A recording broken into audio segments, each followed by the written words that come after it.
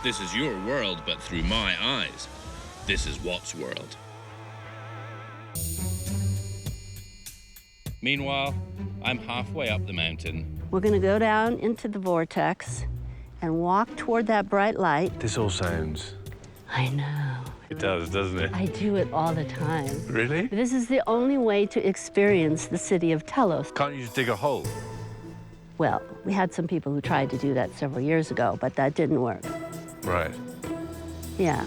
Okay. Yeah, let's get our chairs up. Of course it didn't. Telos is apparently home of the Lemurian people. But could they come up through the vortex and sit here in our world? I've heard stories about it. They'd come walking into town to get some supplies, and so they'd pay the shopkeeper in gold. No photographic evidence, of course, so here's an artist's rendering.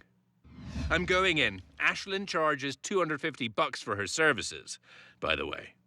Okay, I get a sense that we're down at the bottom of that vortex, and I want you to look toward the light. In between us and the light is a large group of beings who have come to greet us.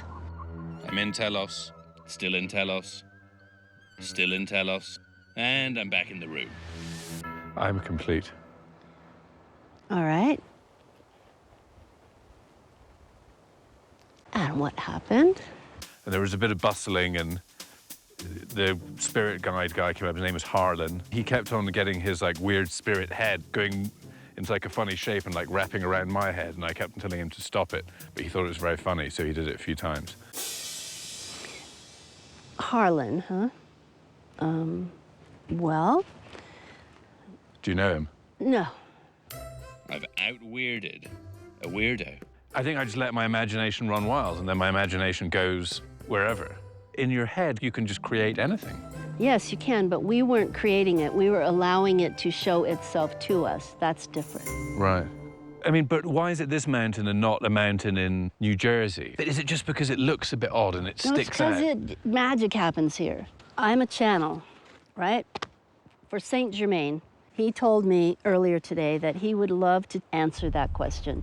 Saint Germain, a long-dead English philosopher who apparently hangs out on Shasta imparting wisdom with the likes of Jesus, Buddha, and the Virgin Mary. Give me a minute to connect in with him and see what he has to say about that. Hello, I am Saint Germain. This mountain is a focal point of energy. Humans can come, spend time, rejuvenate themselves, get a fresh outlook. Does that answer your question to some degree? It does. Thank you, Saint Germain. You're welcome. I lied. A saint channeled through a medium in a camping chair has definitely not answered my question. Why Shasta?